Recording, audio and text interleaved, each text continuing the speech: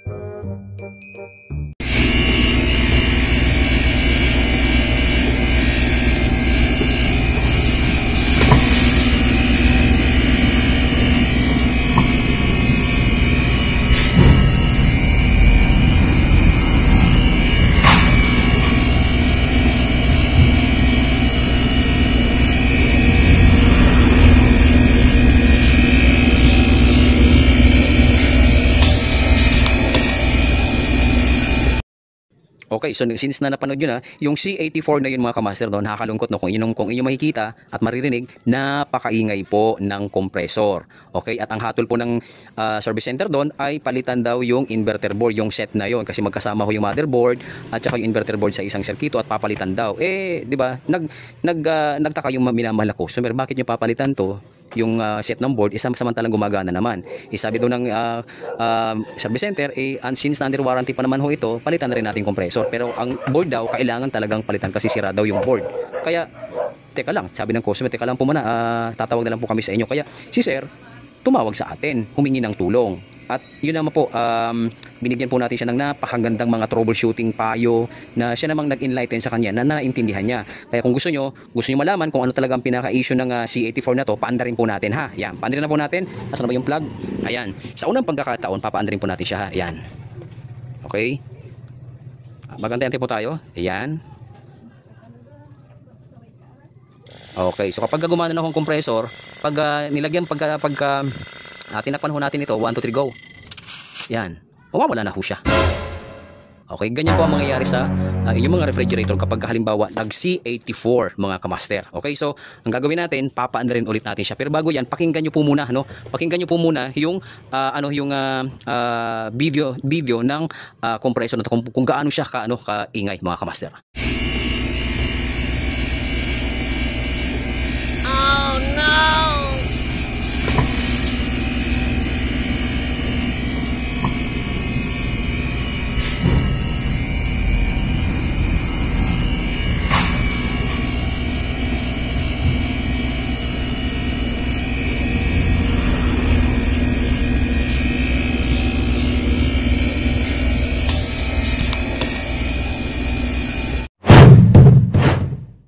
O yan mga kamaster, no? Narinig nyo na yung compressor kung gaano kaingay, no? So ngayon, papatunayan natin sa inyo na yung compressor na yon, yung issue ng compressor na yon, issue din po ng compressor na to, na pinagpalitan din po natin doon sa Bukawi, Bulacan mga kamaster, no?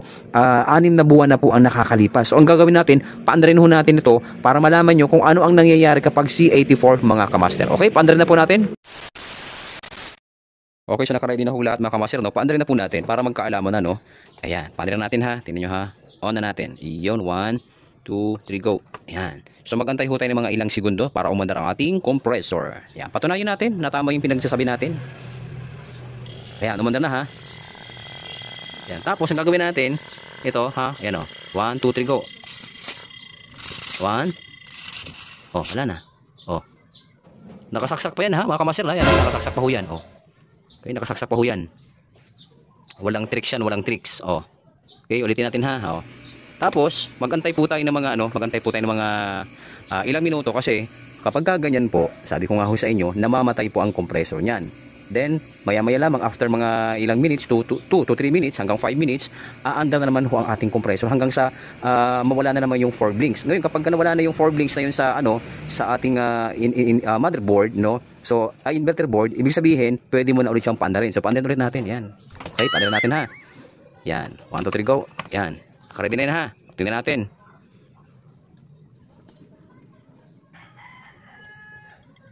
Yan, sumandar na siya. So kapag ito na naman, tinakpan mo to. Yan, 1, 2, 3, go. Wala na naman. Oh. No! So kapag ganyan, lalabas na naman yung 4 blinks. Okay? Lalabas na naman yung ating error na 4 blinks. So, ang gagawin naman ng customer, tatanggalin niya na naman. Yan. Mag-aantay na naman siya ng ilang minuto. Kasi nga, kahit nakatanggal na mga kamaster yung plug na yan, meron pa hong 4 blinks na lumalabas sa ating system. Mga ilang segundo. Pagkalipasan naman ng ilang segundo, hanggang 1 minute, no, mawawala na naman yung 4 blinks na yon hanggang sa, ibig sabihin, pwede na ulit natin siyang i-on. Ayan, ulit natin ha. Ayan, ulit natin. So, 1, 2, 3, go. Ayan. Anda na naman siya.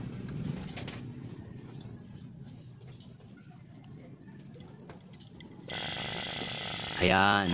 So, kapag ganyan, kahit sabihin natin umaandar na, lalabas ulit yung kanyang error. Ibig sabihin, itinuturo po ng ating system na may problema talaga ang ating mechanical ng compressor at lalabas nga po doon sa display, no, C84. Pag sinabing C84, itinuturo ng ating system na may problema ang ating mechanical. Kaya kung mapapansin mo, yung ingay ng compressor ng ating minamahal na customer ay talagang kita mo naman sobrang ingay. Ngayon, kapag pinutol nyo o tinanggal nyo sa system yung connection ng compressor, no, at kapag ginanoto nyo ho yan, ayan, wala na naman. O yan o, patay na naman.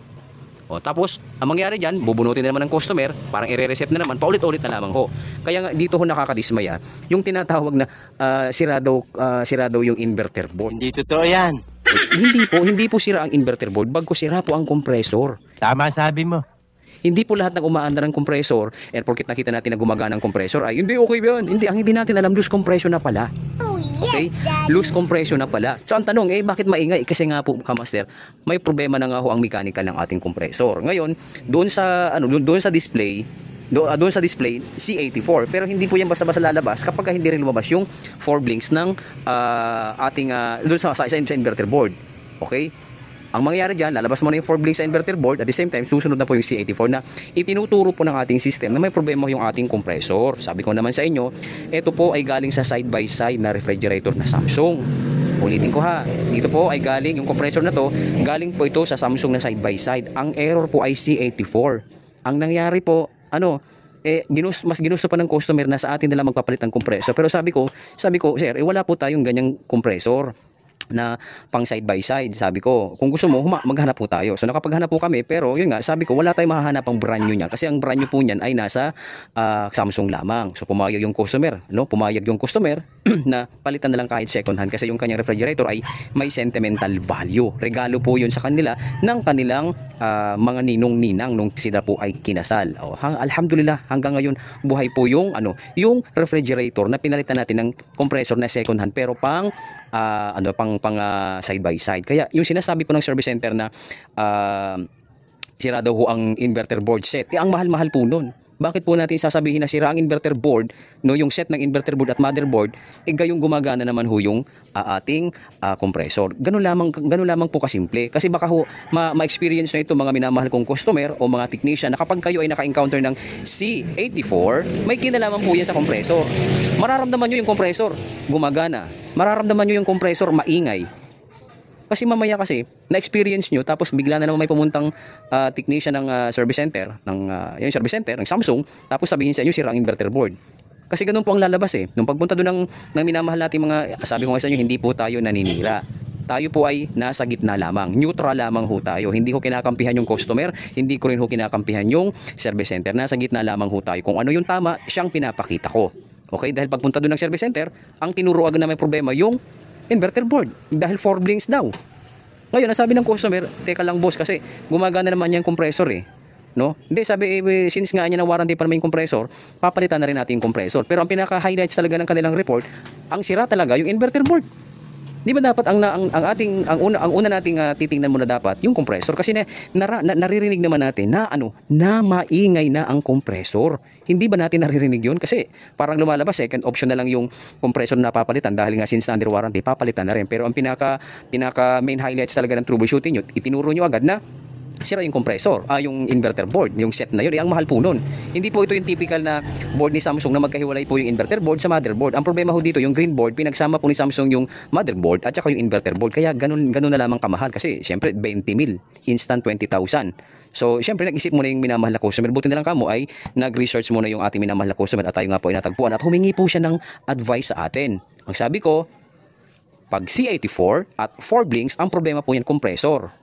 Itinuturo ng ating system na na may problema yung ating mechanical. Kasi meron po tayong compressor detection dito sa ating compressor na siya namang nagbabato ng signal sa ating system na kung anong nararamdaman ng compressor, nagbabato po siya ng signal sa ating inverter board, sa ating motherboard na siya namang lumalabas sa pamamagitan ng ilaw. Okay, kapag 4 blinks, ang problema po niyan mechanical. It's either maingay, sobrang ingay. Nakikita niyo naman kanina, sobrang ingay. Meron namang mga C84 na yung compressor, pag tinanon mo, walang masyadong maingay. Hindi masyadong maingay. Yun talaga, wala na hong bomba iyon. Pero eto, yung C84 kanina, yung sa ating minamahal na customer, may bomba pa naman ho yun. Kaya yung eto, C84, yung compressor na to, C84, parehas din po yun nung problema ng ating minamahal na customer. Okay? Hindi po inverter board ang problema pag C84. Baka ho kayo maka-encounter ng ganun ha. Paalala, ingat lamang po. Sabi ko nga sa inyo, hindi po tayo naninira. Hindi po natin sinisirahan yung service center. Ang kinokorek lamang ho natin, yung maling diagnosis. Kasi pag mali ang diagnosis, edi mali na lahat. Unang-una, kawawa yung customer, 20,000 agad yung papakawalan niyang pera. So, ang problema ngayon, hindi na lang ipinagawa ng customer, ng ating minamahal na customer dun sa service center. Kasi sabi nila, Kamaster 20,000, isang bagong refrigerator na yan. Konti na lang idadagdag ko, hindi nga lang side by side. Tama po yun. Tama naman ho yun. Kaya, kung kayo po ay sisingilin ng 20,000 na nasasabihin na sira agad ang inverter board, hindi naman ho siguro katanggap-tanggap yun. Kasi kung sira ang inverter board, sira ang motherboard, hindi gagana ang compressor. Ganun lamang ho kasimple yun. Okay? Gumagana ang compressor, maingay nga lang. Okay? So, ibig sabihin, hindi sira ang compressor, hindi sira ang inverter board. Kasi napapagana niya nga yung compressor. Kung sira man ang inverter board, kung sira man ang motherboard, ibang error ang lalabas. At the same time, hindi gagana ang compressor kung sira ang alinman ho dyan sa dalawa. Ganun lamang ho kasimple. Sira nga po yung sira nga po yung compressor. Kahit sabihin natin gumagana yan, sira na po iyan. Maaaring wala na talagang bomba, pero gumagana pa kasi buhay pa yung windings eh. Pangalawa, gumagana, maingay. May bomba pa, kaya maingay na. Pero gumagana pa.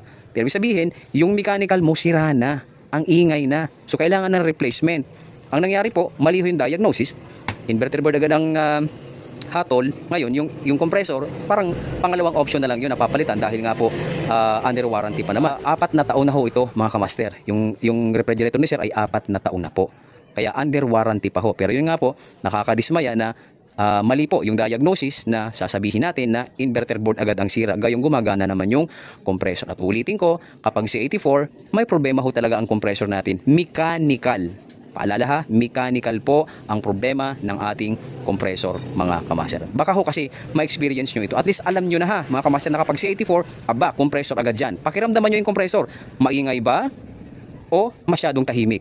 Minsan naman kasi yung C84 hindi na talaga gumagana yung compressor kasi nga po stock up na.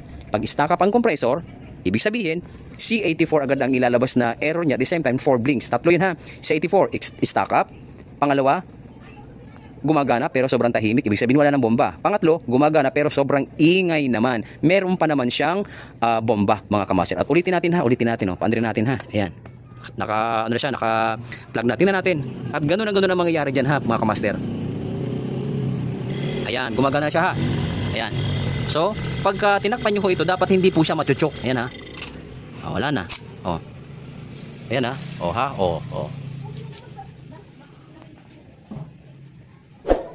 Okay, off na natin. So, sana nakatulong itong munting video na aking ibinahagi ngayon sa ating mga kababayan na technician, maging sa customer na pag C84, pro compressor po talaga ang issue niyan. Alin doon? Mechanical, mga kamaster. Okay, so maraming salamat po sa inyong lahat at magandang gabi po.